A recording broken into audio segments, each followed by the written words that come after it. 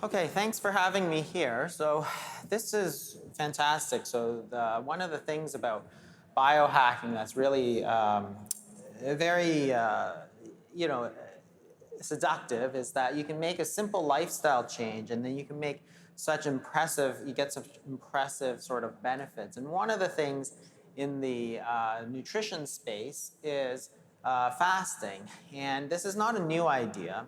So we're not trying to bring sort of newfangled things to the world. What we're trying to do is sort of revive these old ideas that are sort of tried and true. And if you look at fasting, that's been around for many, many years. And some very, very smart people like Benjamin Franklin, who's on the $100 bill, said really the best of all medicines is resting and fasting. And to some degree, that's true, especially in this day and age where we're facing this sort of obesity epidemic, type 2 diabetes epidemic.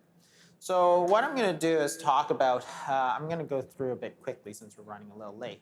So we know that there's this large obesity epidemic, and it started somewhere around the 1970s. You see, it had been increasing, but there's an inflection point here where the rate of obesity really starts to rise, and that's sometime in the late 1970s. And shortly thereafter, what you can see is about 10 years after that, in the 80s, you can see this steep rise in type 2 diabetes. And type 2 diabetes is really no joke, because the thing about type 2 diabetes is that it causes a lot of disease, and a lot of the diseases that we're worried about today. So heart attacks, strokes, also the leading cause of blindness and nerve damage and kidney failure and all kinds of things. So if you're trying to live healthy for a long time, type 2 diabetes and obesity are really going to work against you. And if you look at where our nutrition advice comes from, it sort of started in about 1977 when the Dietary Goals for the United States was released. And this was sort of a historic document because prior to that, the government never really told people what they should and shouldn't eat. Your mother told you what you should and shouldn't eat. The government really felt they had no business, but starting around 1977, they thought it was their business. And in their sort of wisdom, they got a bunch of scientists together, and this is what they decided, that we should really eat a lot more carbohydrates. So rather than the 40 or 50%, they said, well, we should up that to about 55 or 60% and decrease fat to about 30%. So that was what we got. So if you grew up in the sort of early 80s, like I did, what you got was the food pyramid, which is what we should be eating sort of every day. And it's been slowly changed, so every 5 years they change it. But if you look at the original program, what you see on the bottom here, what you should be eating every day, 5 to 7 servings, is bread and pasta and rice and polenta. So not exactly slimming foods to most of us thinking about that today, but that's what we're told to eat. And things like an egg, well, you should eat that once a week maybe. That's full of cholesterol and so on. And that's exactly what we did. So people always like to blame the obesity epidemic on the people because they say, well, we told them good advice, but they just didn't listen, so they got really fat. But that's not really true, because if you look at what Americans ate and Canadians, we did exactly what they told us. So butter way down, eggs way down, animal meats way down, and ate lots and lots of grains, right? 40% increase in grains and all this low-fat sugar. Yeah, if you're going to get rid of this, you're going to add more of this. So that's sort of exactly what we did. We did what they told us to. And the result was, of course, a huge obesity epidemic. So the other thing that people never really talk about when they talk about dietary changes from the 1970s to the 2000s is this fact that we're eating a lot more frequently. And to some degree, they're tied in. But on the other hand, you can see that in 1977, so we'll just look at adults, but children show the same distribution. So if you look at adults, they're eating around, this is the NHANES survey, they're eating about 3 times a day. So the big spike here is at around 2 to 3 times a day, breakfast, lunch, dinner. That's the sort of that's the sort of meal pattern that we're eating. By 2004, what you can see that is we're closer to 5 or 6 times a day.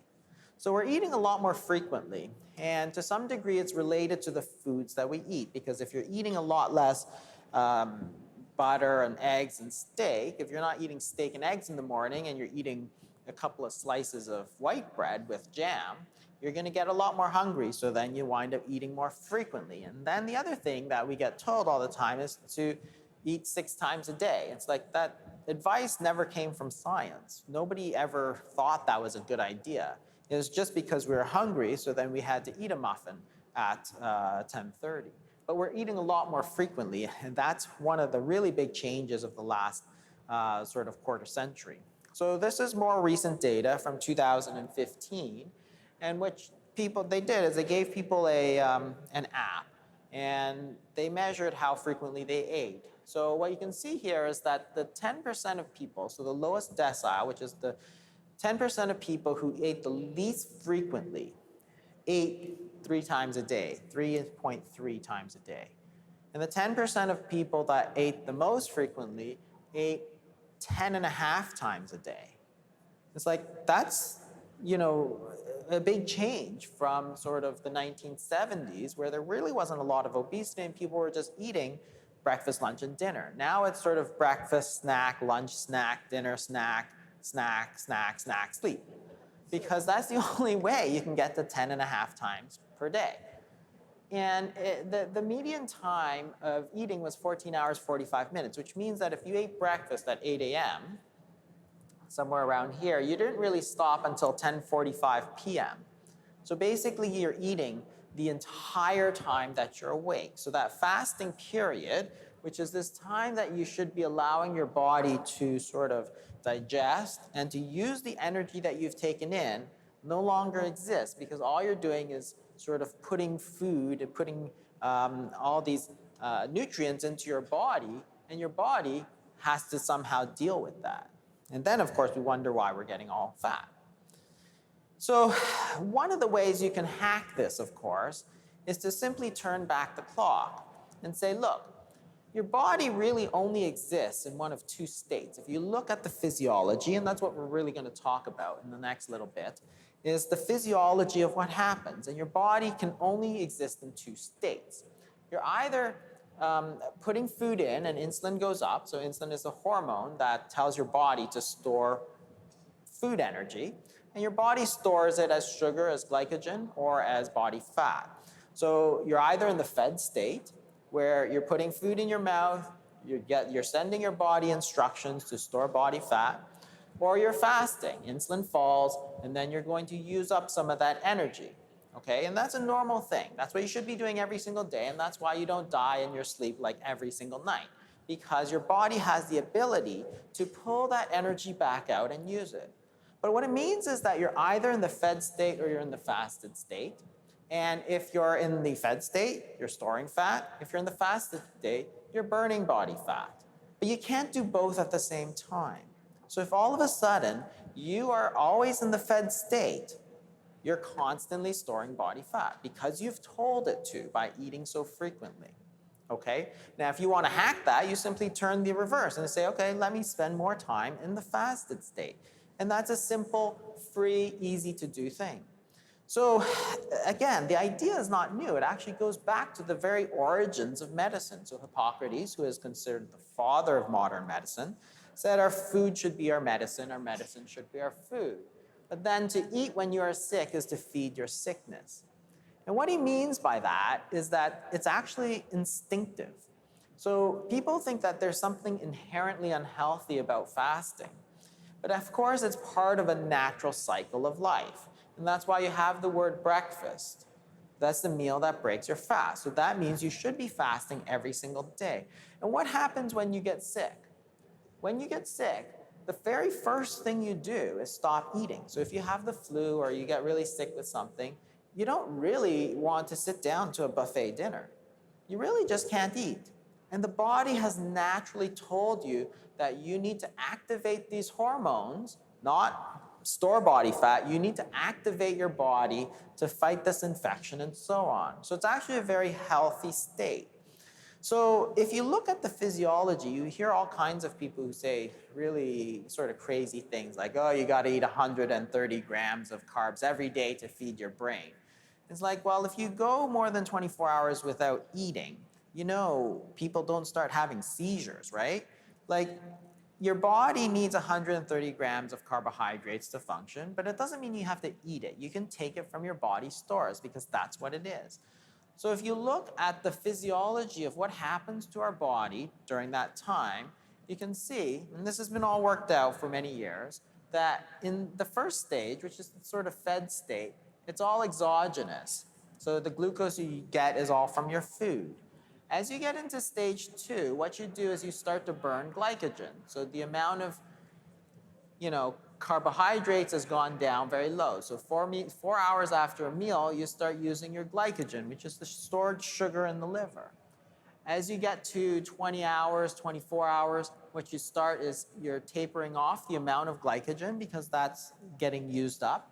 And then you start doing gluconeogenesis, which is producing the glucose from your own protein and also from your fat, because your fat, you can take glycerol and turn it into glucose. So what you're doing is you're really describing a transition from using carbohydrates or sugar. So as you fast, so this is physiology of fasting over 30 days of fasting, what happens is that you stop burning sugar and you start burning body fat. The protein, after this initial little spike goes down, so you're not really burning protein. And you hear this all the time, oh, you shouldn't fast, you're gonna burn muscle. It's like, okay, well, let's think about that for a second. You think our body is really just so stupid that we would store body fat as our food energy, but when we actually need it, we are going to burn muscle, right? That doesn't make any sense. If that was the case, we would never have survived. Every time we fasted, we'd lose muscle and gain fat. We'd really be nothing more than little balls of fat walking around the convention center. But it doesn't happen. What happens, of course, is that you transition from using sugar to using fat. And then your body says, whoa, I have tons of this body fat, let's just use it. No problem. But there's other very important hormones that go up when insulin goes down. So as you get into this fasted state, it's not simply a matter of insulin going down. You get this other counter-regulatory hormone surge, which is the sympathetic nervous system, adrenaline growth hormone, and cortisol. All of these hormones go up. So if you're eating all the time, you're not getting this. So sympathetic nervous system is our fight or flight response. So when you activate the sympathetic nervous system, you're actually activating the body. You're taking the glucose and shoving it into the blood so that you can use it to prepare for action. Same thing with noradrenaline and also growth hormone. And this is why we don't lose muscle over time when you're doing fasting on a regular basis, is because your body actually activates growth hormone.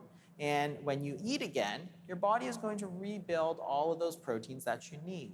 So what you're doing in essence when you're fasting is actually something extremely powerful, because what you're doing is you're activating the body by switching fuel sources. So instead of relying on your food, you're relying on your body fat, but then you're pumping energy into the system. You're getting more energy. So people say, oh, you can't concentrate. That's actually the opposite. People actually concentrate better. They actually think better. They actually move better. So we work with a number of elite athletes, and I always say to them, well, think about it for a second. If you just ate a huge meal, do you think you're really sharp? Well, think about Thanksgiving. When you eat a huge meal, do you feel really sharp, or do you want to just sit on the couch afterwards? If you are an animal, do you really want to be like that lion who just ate, or do you want to be like the hungry wolf? The hungry wolf is not sluggish lying on the couch, right? The hungry wolf is activated, and the reason is physiology. The reason is that sympathetic nervous tone is up, noradrenaline is pumped way up. And then growth hormone. Well, what you're doing is you're tearing down old proteins in your body and building up new ones. So you're actually renovating your body. You're rejuvenating the body. It's actually a form of anti-aging, but it's available to all of us for free. If you look at the science of what happens during this, you see that as insulin and glucose go down, noradrenaline, ketones, and fatty acids go up because that's what you want to burn. So in fact, where do those fatty acids come from? It comes from your fat. That's the only place it can come from because you're not eating. So you're putting out fatty acids into the blood so that your liver, your kidneys, and so on can use it. And look at growth hormone. So here's growth hormone total control. Is if you're eating 3 times a day.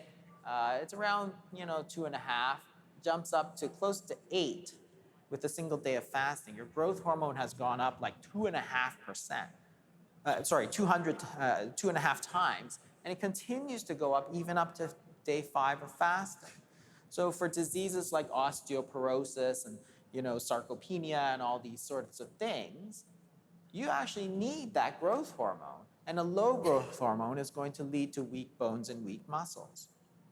And this is the idea that your brain needs the glucose. It actually doesn't, because in a normal state, in the fed state, what you can see is your brain is using all glucose. In the fasted state or starvation, which is longer than a certain period of time, what you're doing is you're using ketones, and this is all derived from fat. So in fact, your body has the ability to not eat. That's why we carry body fat. It's not there for looks. It's there because our body needs it when we don't eat. So we can survive, but not only survive, but if we introduce these regular periods, it's going to be healthier for us. So the longest, the world record for fasting was actually 382 days of fasting. This guy was monitored in the 70s. He went for more than a year without eating anything, and he's monitored by his doctors. What they noted was everything was pretty normal looking at the beginning and at the end. And that's exactly what happens, right? So his glucose went down, but it wasn't too low, and it stayed down. His calcium was normal, his phosphorus was normal, uric acid was normal, creatinine, urea, all of that was normal. So all his electrolytes, everybody says, oh, your electrolytes are gonna go out of whack. They don't. Like this guy went 382 days without eating anything, and we're worried when we go more than 3 hours without eating anything. Somebody's gonna tell you, oh, your electrolytes are gonna go out of whack. You should eat a muffin. It's like, no, you could go another 300 days if you wanted to. So if we're talking more specifically about weight loss, this is an extremely powerful hack for everybody to use because there's actually 2 problems with weight loss in the long term. And it's not calories. Calories is, a measure that is not physiologic. The body doesn't sense calories, it doesn't have calorie receptors, it doesn't use calories, it doesn't know anything about calories. What the body responds to is hormones. And the 2 things that really derail long-term weight loss are basal metabolic rate and hunger. So if you look at basal metabolic rate, what happens if you lose weight by cutting a few calories here and there is that your metabolic rate goes down. So we know this because they've taken patients, subjects, and they've force-fed them sort of to gain weight and then measured their metabolic rate. What you find is that when you force them to a 10% weight gain, so they take these shakes and they tell them, okay, you have to drink this many shakes until you gain weight. After 10% weight gain, they are burning 500 calories per day more. So their body is actually trying to burn off all that excess calories you're feeding it. But when you return them to their initial weight, their metabolic rate goes down. But then when you lose weight, 10% weight loss, you're burning about 300 to 400 calories per day less. And that's a real problem. And we always think that, well, if you keep that weight off, it's just going to go back to normal, right? So if you're burning 2,000 calories a day normally, you lose weight, now you're down to 1,600 a day that you're burning. And then if you keep at it, it'll go back to 2,000. But it never does. And we know that. It never does. So you can go out to a year, and what you see is that their metabolic rate is down. But if you look at the hunger signaling, that's the other big issue. So in, when you cut calories and you lose weight, your hunger goes up. So you can measure a hormone called ghrelin. And the higher it is, the more hungry you are. And in the New England Journal of Medicine, what you find is that after initial weight loss, the hunger goes up, and it stays up even after a year. So these are the 2 physiologic responses to weight loss. you're going to lower the amount of calories that you're burning, and then you're going to get really, really hungry. And this is not because they're weak-willed. This is just physiology. This is what we know happens when you tell people to cut 500 calories a day. It never works for these two reasons, okay? Because if you cut 500 calories a day, then you burn 400 less, you're not getting anywhere.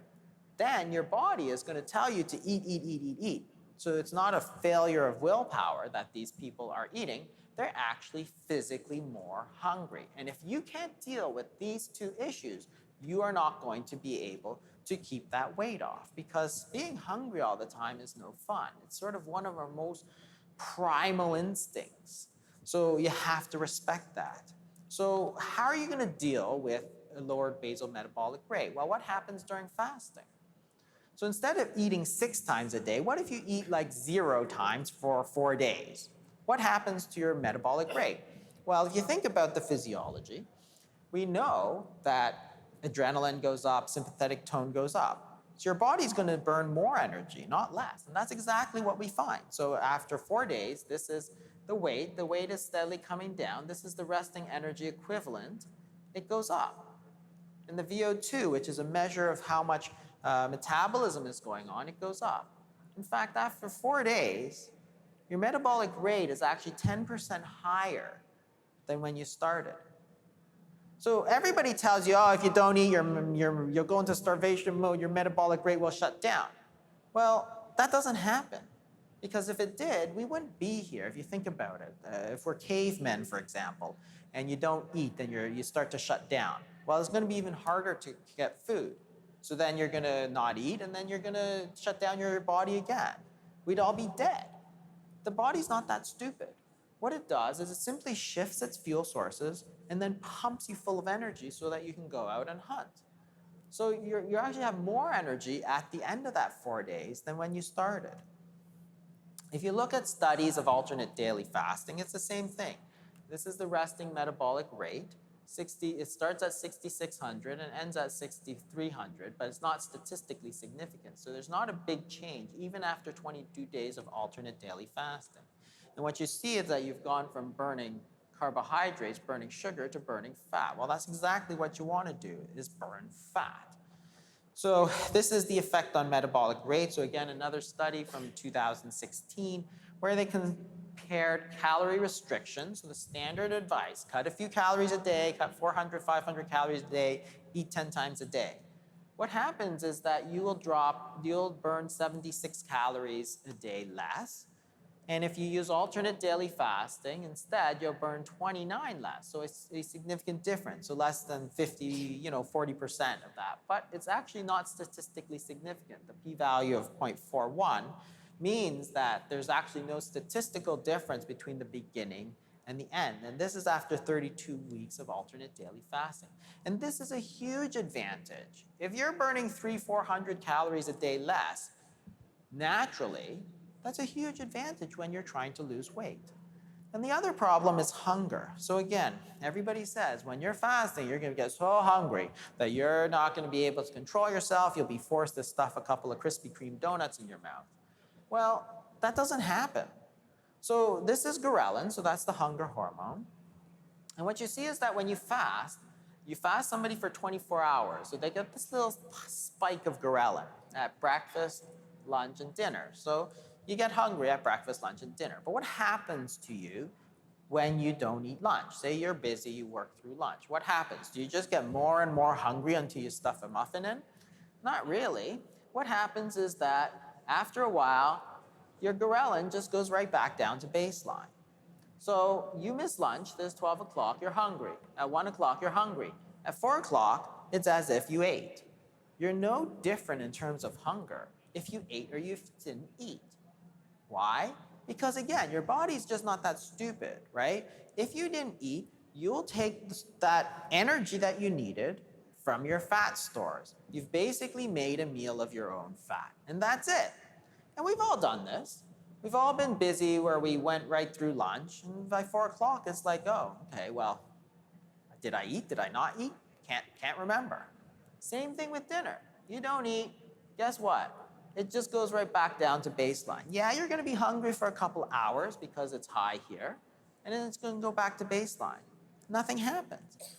Even over multiple days of fasting, what you see is that up and down. See, you start here, you go up and down, but what's really interesting is that as you go for 2, 3, 4 days of fasting, ghrelin actually starts to drift downwards. The hunger actually starts to disappear during fasting. And that's as your body gets used to using your own body fat, it just says, hey, why do I need to eat? I'm getting all I need from the body fat. And that's perfect because now you're dealing with the two actual issues that derail weight loss, which is metabolic rate and hunger. And people say, oh, the women can't do it. Well, this is the breakdown between men and women. This is ghrelin, so the hunger. You see, okay, well, men get this little spike, but women get this huge spike. So if you're trying to control hunger, then women are going to benefit a lot more than men from intermittent fasting. If you look at cravings, so the data on cravings is this. If you have cravings for sweets or high fat or junk food or whatever, you can compare two diets, a low-calorie diet, like 1,200 calories, versus a very low-calorie diet, so basically very little, like a couple hundred calories a day. And what you see is that if you measure how much cravings they get, so a lot of people say, oh, I'm, sugar, I crave sugar, and I'm addicted to chocolate and this kind of stuff. Well, a low-calorie diet, cutting a few calories, does nothing for your cravings.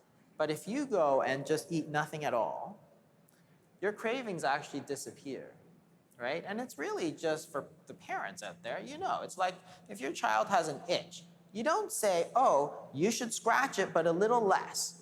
It's like, no, you don't scratch it. That's what happens to cravings too. So over 12 weeks, the cravings, the general cravings, or whatever you want to look at, virtually disappear by the time you follow these low-calorie diets, or fasting is the sort of ultimate in that. But even as you start to eat again, those cravings don't come back for like at least 6 weeks, and then they start their way up. So if you were to do this on a regular basis, you could control some of these cravings, again, that derail weight loss effort, because people want to eat bread, and they want to eat sugar, and they want to eat pizza, and they want to eat all this sort of stuff. So again, if you look at ghrelin and all studies, like clinical studies, like real people doing this, what you find, just focus on this box because this is a very busy slide, is that if you look at ghrelin, which is the hunger hormone, how hungry you are with daily calorie restriction, it goes up with calorie restriction, but it doesn't go up with alternate daily fasting. That is, if you cut 500 calories a day, like they told you, you're going to get hungry. If you do the fasting, you won't get hungry because you've changed the hormone so that in that time that you're not eating, you're feeding yourself through your body fat. It's just like a bear, just like during hibernation. And here's the myth, oh, you're going to burn muscle, oh, you're going to burn muscle. Well, here's the study. This is real people doing it. Here's the fat mass. Okay, so day 70 of alternate daily fasting, the fat mass goes down, 43 kilos to 38. Fat-free mass, or your lean weight, goes from 51.4 to 51.9. You actually added lean mass.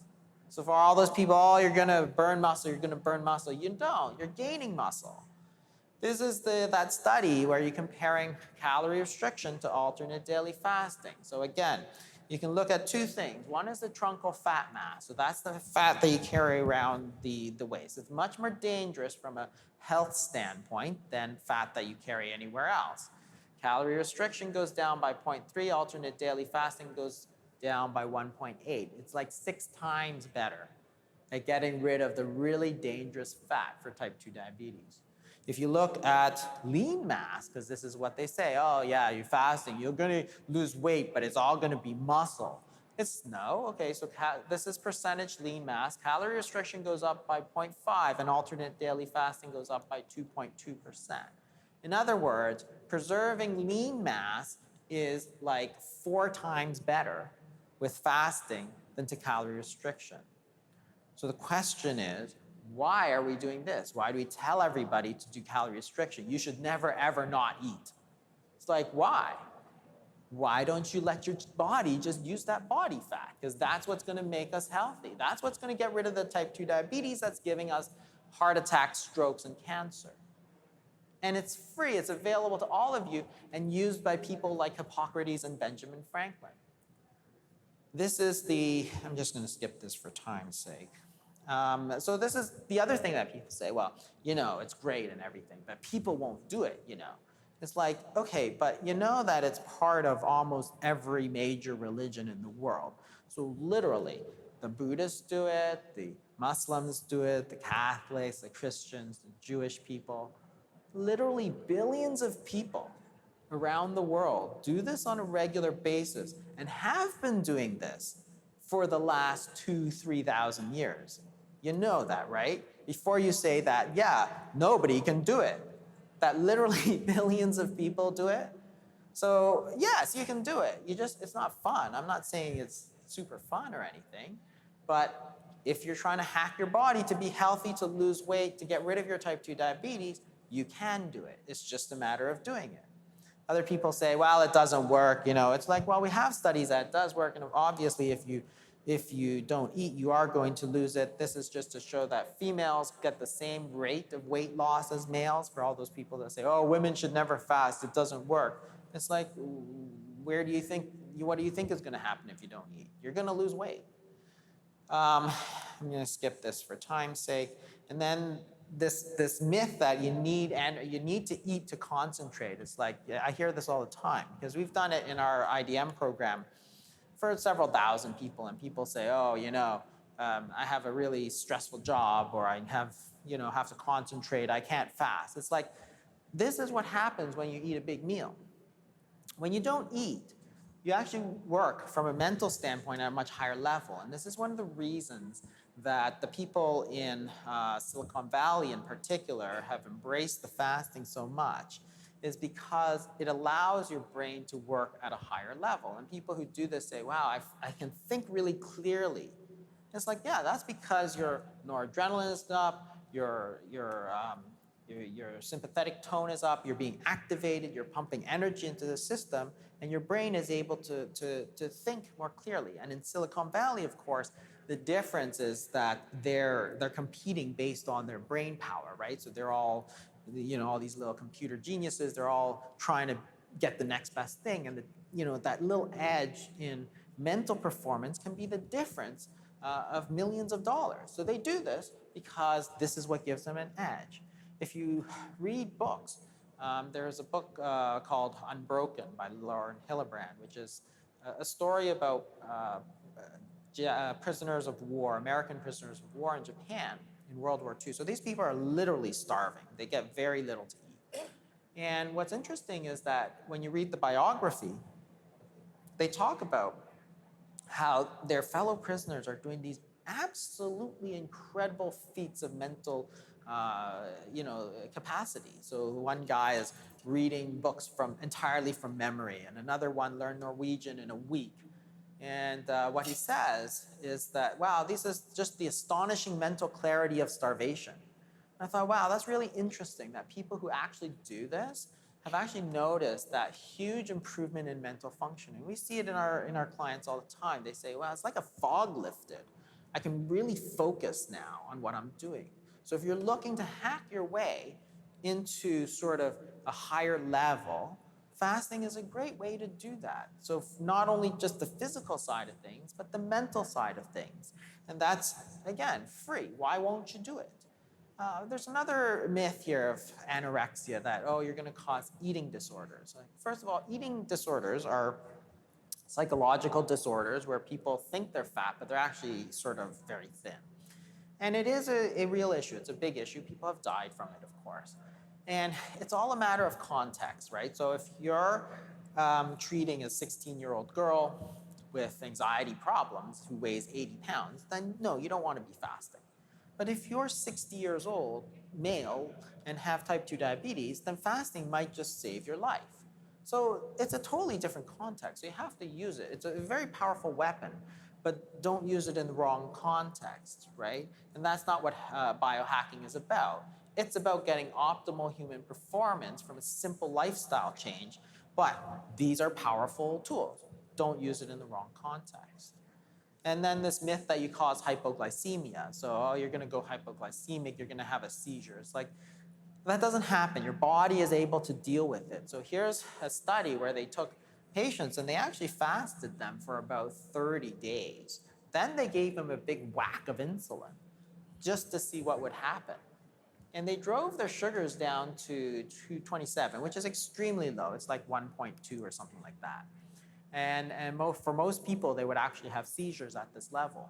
But they were actually completely fine. All of them were asymptomatic. And it's because your brain is actually working mostly on those ketones.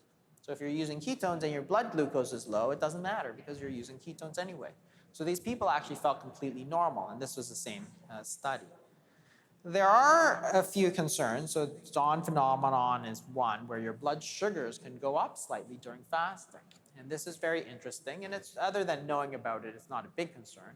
But some people notice, especially type 2 diabetics and so on, that when they don't eat, their blood glucose goes up. And they're always concerned. And I'm always like, well, it's because of the counter-regulatory surge. So if your blood glucose goes up and you didn't eat, where do you think that sugar came from? Well, it could only have come from your own body. Your body is actually liberating that sugar for you to use. So don't worry about it, because you're just burning it. It was in there anyway, but it's actually trying to get it out, and that's those counter-regulatory hormone surges. And then the other concern is refeeding syndrome, which again is a real concern if you are not sort of well nourished. So this is seen in people who are starving and people who have very low body fat. Those are people who shouldn't be fasting anyway, at least not for extended periods of time. Just remember that 12 to 14 hours of fasting is a regular amount of fasting. That's what everybody should be doing, because that's the word breakfast, the meal that breaks your fast. So if you stop eating at 8 and don't eat till 8, that's 12 hours. But that's normal. That's what should be done every day. In these people who don't have enough energy, what can happen is that as you eat insulin, as you start to eat again, the insulin goes up and the phosphorus goes down, the potassium goes down. It can actually cause heart problems. But the major risks for that are these issues of people who are basically anorexic, alcoholic, cancer patients, people who shouldn't be doing this anyway. So again, just remember that this is a powerful tool and you want to use it in the right context. It's just like a knife, right? A very useful tool, but you can also cut yourself. So make sure you know what you're doing. If you're going to apply it, make sure you talk to your physicians. But there's so many advantages to using fasting in this way because it's a simple thing. Everybody can understand it. So you can have diets like the ketogenic diet. It's like eat this, eat this, eat this, don't eat this, don't eat this, don't eat this, sometimes eat this. It's very complicated for people. This is not that. This is just don't eat for a period of time. Let your body burn off that body fat. It's free. It's convenient because you're going to save a lot of time. Right? You don't have to buy food, you don't have to cook food, you don't have to eat food. So it's going to give you a lot of time back in the day, and it's a way to simplify our life. It's also very flexible in that what you can do is you can do it sometimes and not do it sometimes. So if you want to, it's the holidays or it's a vacation and you don't want to fast, then don't. You can always do it later. So that's a huge advantage, but you can use it to any diet, right? Because this is not about your diet. You're trying to hack your way of eating, but this doesn't tell you what to eat.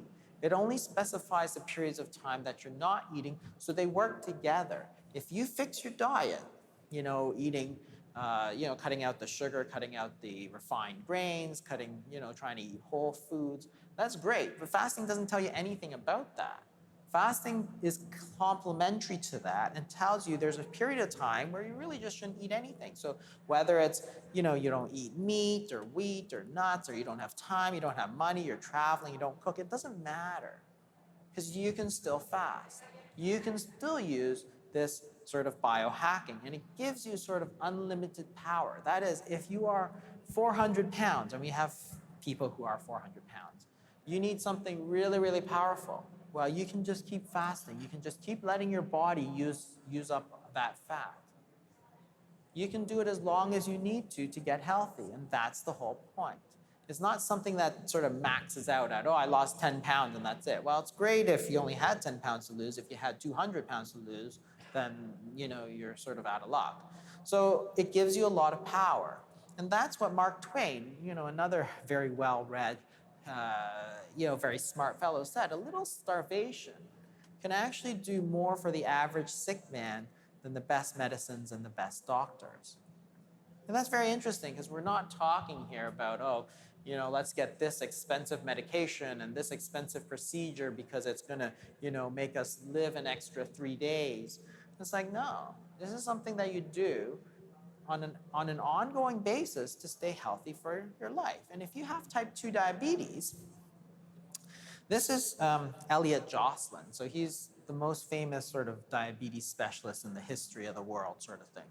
He was at Harvard Medical School. He basically founded the entire sort of floor. And he said that temporary periods of undernutrition are helpful in the treatment of diabetes will be acknowledged by all after these 2 years of experience with fasting.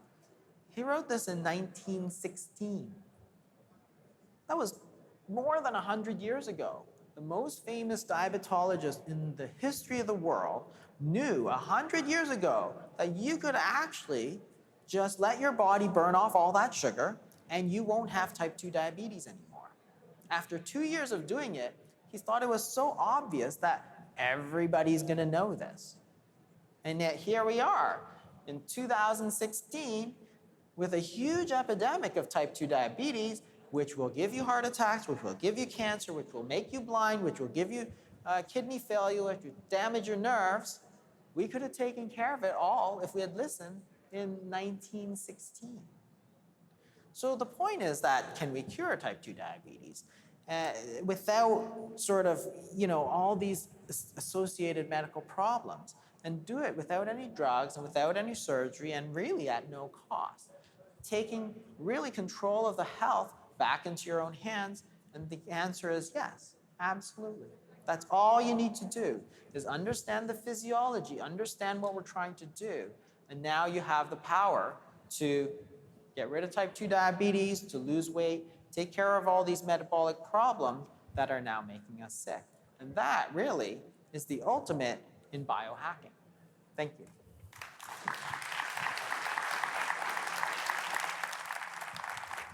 Thank you, Jason. Thank you so much. We had a couple of questions that came through the app. Do you want to just take a look here? One came, specifics of alternate daily fasting practice. How many, 3 meals a day, 0 meals the next day? What type of? There's really no set schedules. You can do whatever you like. And so alternate daily fasting, so there's several sort of popular schedules. So a daily 16-hour fast is very popular. So that's sort of an 8-hour eating window. So it's also called time-restricted eating. So you'll eat for, say, 8 hours of the day. You'll eat from, say, 10 a.m. to 6 p.m. And then outside of that, you're going to fast for 16 hours. So remember, 12 to 14 hours is sort of what used to be normal. So you're really just pushing that a little bit. And then alternate daily fasting is sort of a 24-hour fast. And that is, for example, breakfast to breakfast or lunch to lunch. So if I eat breakfast today, I won't eat again until breakfast tomorrow. So that's a 24-hour fast. And you might do that 2 to 3 times a week. And that's called alternate daily fasting. And some people call that 1 meal a day. And again, you can do it every day if you want, but a popular schedule is to do that maybe 2 to 3 times a week. Okay, we have another one of, can kids intermittent fast? Well, remember that kids are supposed to be intermittent fasting 12 to 14 hours. That's standard. Everybody should be doing that. Yeah, everybody should be doing that. Okay. But nobody is. But you really don't want to go past sort of 20 hours for kids, for breastfeeding, for pregnancy, because those are periods of growth. So your body actually should be growing. So a kid, for example, a child, an infant is 6-7 pounds. They have to grow to like 150 pounds or whatever. So they have to actually pack on the mass. So you really shouldn't be going longer than about 16, 20 hours, just because the risk of malnutrition is higher in those situations. But they should be, cutting out the snacks. They should be cutting out the sugar, cutting out the refined grains, eating whole foods, and really having that 12 to 14-hour fast every day. Okay, thank you so much. Perfect. All right, thanks again.